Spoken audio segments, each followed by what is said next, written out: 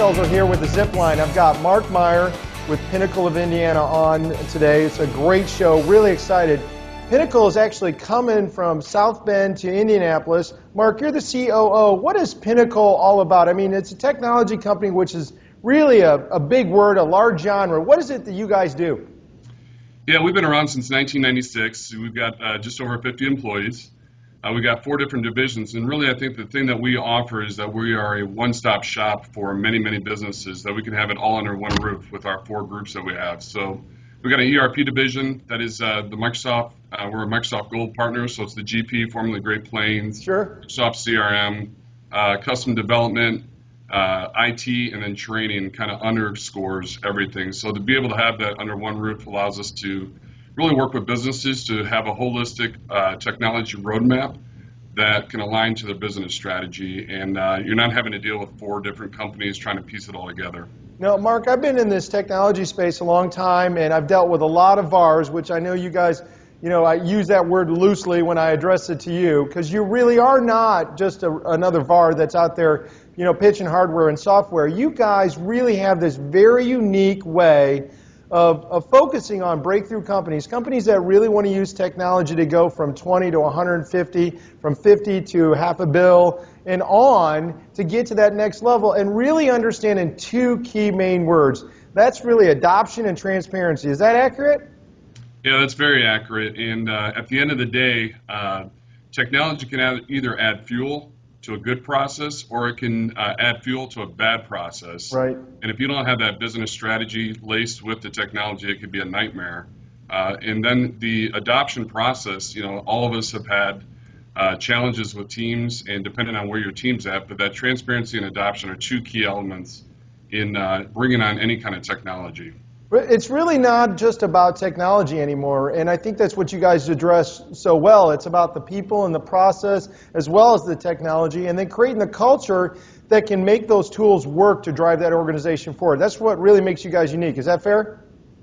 Yeah, absolutely, because really business strategy drives everything.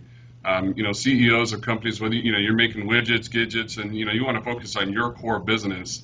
CEO, the CFOs, they have a vision of where they're wanting to go. They've got a strategy of where to go with it. Really, it's about knowing what that is first. The second piece of it is the culture and the people that you have.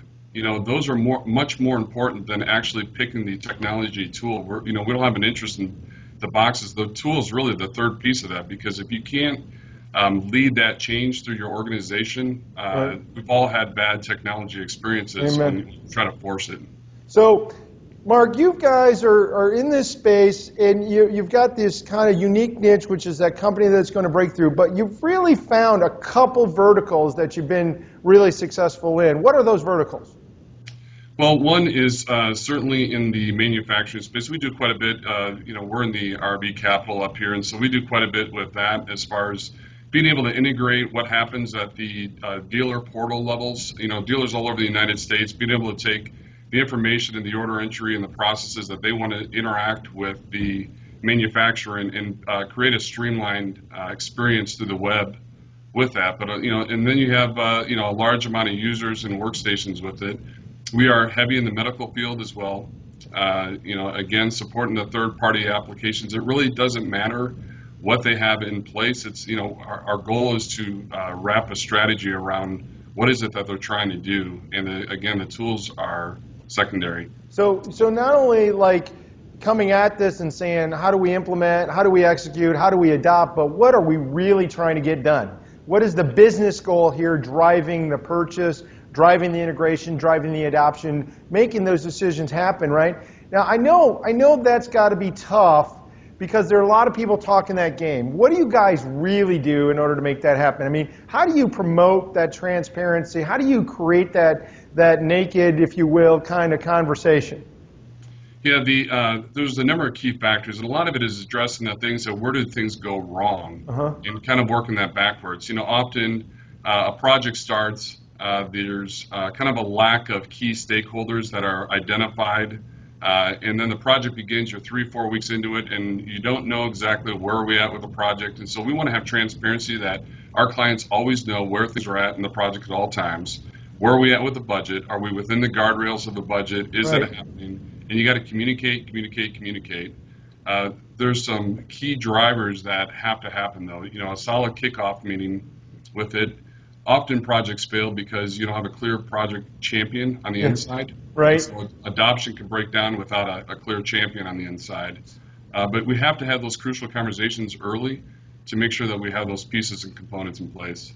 So you can do everything right from the execution side, from the implementation side, from picking and selecting the technology side. And if you don't communicate and you don't start off with a business strategy and have an internal champion and identify all those stakeholders that got to know when they're winning and when they're losing and create that transparent communications, you're going to fail. Sounds like that's pretty sound logic, even coming from a technology company, which in a lot of our histories tend to talk above our heads, so we don't know what they're doing. You guys are coming at this totally different. Yeah, you got to be able to translate it because, you know, really many business leaders and even C-level people, they could be very intimidated by the tech lingo that comes at them. And really it's about solving business issues. And it's our job to interpret that throughout the process. You know, nobody should ever feel like a dumb question. There are no dumb questions, you know, in the process. And we got to be able to communicate what the wins are and always remind people what's the vision of this project. Right. What are we trying to do? From what type of data are we trying to get? What is the win and the ROI that we're going to have through the process? Because some of these projects are 8 months long, a year and a half long, and you can lose that throughout. And communicating over and over and over what the vision is, what the wins are, is critical with it. You don't want, often technology companies go in this black hole and they come out, you know, 4 months later and hey, here's what we got, and it could be a miss. People don't know where it's at. They lose the momentum in their project, and so Right. that's key. So, you know, Mark, I love the background there that you guys showed us. I think it's so novel to hear language come out of a VAR like what you guys were talking about, like this candor, this openness, this, you know, communicate. Let's start off with the business goals. Let's not keep you in the dark so we can, you know, run the bill up as much as we can. Let's not recommend stuff you don't know how to use. It's a great opportunity. When do we plan on being here? You're already in Indianapolis now, right? We are in Indianapolis. We took over a training center late last year in the fall, and now we are staffing that and adding employees on a regular basis to offer the broad solutions down there. So we're excited about being in the market down there. We've got a handful of clients we're already working with, and it's going to be a phenomenal deal. We love Indy. Awesome. Welcome, buddy. You've been zipped. All right. Thank you. Take care, Tony.